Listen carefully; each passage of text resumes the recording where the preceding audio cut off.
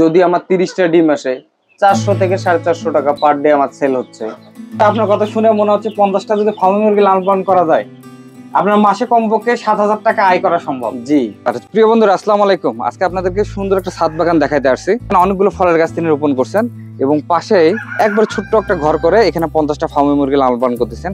আজকে মূলত আপনাদের সাথে শেয়ার করার চেষ্টা করব এই 50টা ফার্মি মুরগি লালন পালন করতে আসলে কেমন খরচ হইলো, এখান থেকে কেমন আয় হইতে পারে এবং তিনি কোন পদ্ধতিতে পালন করতেছেন। তার এখানে সুন্দর আঙ্গুরের গাছ রোপণ করছেন। এই বছর তিনি ভালো কিন্তু আঙ্গুর পাইছেন। দেখেন এই পাশে একটা আঙ্গুর। ওয়ালাইকুম সালাম। ভাই কেমন আছেন? আছি আলহামদুলিল্লাহ, ভালো আছি। আচ্ছা, আপনার সাথে একটা গাছ, এই গাছটার নাম কি ভাই? এটা হচ্ছে আলু বোখারা। মূলত আমরা যে বিরিয়ানি খাই সেই বিরিয়ানিতে আলু বোখারা খেজুরের মতো দেখতে, অনেকটা টক মিষ্টি স্বাদের, অনেক পুষ্টিকারক ফল আর কি। আচ্ছা, ডালিমের গাছ, এখানে তো অনেকগুলো ডালিম ধরে আছে, এখানে কিছু ভাই চারাও করছেন। এগুলো কোন জাতের ডালিম? তো বিভিন্ন জাতের হয়। এটা মূলত হচ্ছে পাকিস্তানি আনার। হ্যাঁ, পাশাপাশি আমার পাকিস্তানি আনারের কিছু ভালো কোয়ালিটির গুটি কলমের চারা আছে। আচ্ছা, আপনারা চাইলে ছাদ বাগানে নিতে পারেন। তারপর অস্ট্রেলিয়ান জাতের আছে, এখানে মাল্টিগ্রাফটেড বাগান বিলাসের চারা আছে, হচ্ছে নাডু সিডলেস জাতের আঙ্গুরের চারা। আপনাদেরকে যদি দেখাই, এটা একটা 3 মাস বয়সের বাইকুনুর আঙ্গুরের চারা। মাসি আমরার গাছ আছে। ড্রাগন করব, ছাদে বিষমুক্ত ফল ড্রাগন চাষ করতে পারেন। ড্রাগনের চারাও আছে অনেক। আচ্ছা চলেন আমরা ওই সাইডে যাবো এবং আপনার মুরগিগুলো দেখবো এবং হচ্ছে বিস্তারিত জানার চেষ্টা করবো। আচ্ছা ভাই চলো। কেউ যদি আপনার খামার করতে চায়, আমি বলবো প্রথমে খামারে না যেতে, 20 পিস 30 পিস 50 পিস নিয়ে এসে আগে বুঝেন এদের রোগ কি, এদের খাবার খরচ কতটুকু। এখানে মোট কতগুলো মুরগি আছে? এইখানে মোট 50 পিস মুরগি আছে।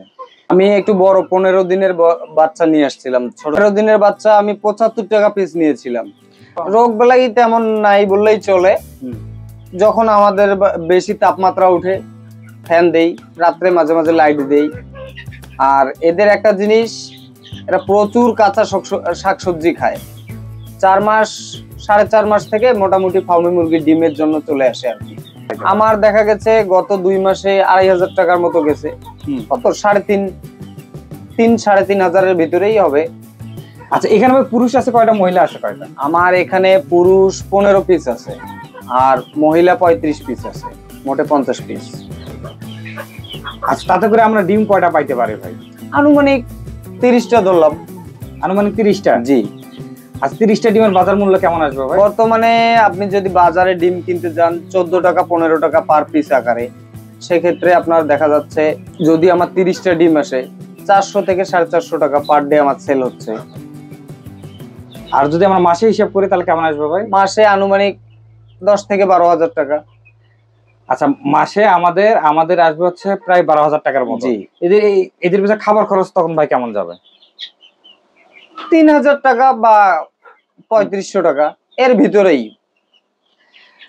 তাহলে তবে আপনার কথা শুনে মনে হচ্ছে 50টা যদি ফার্মি মুরগি লালন পালন করা যায় আপনার মাসে কমপক্ষে 7,000 টাকা আয় করা সম্ভব। জি, বাসায় ছোট আকারে কেউ করতে চাইলে করতে পারে।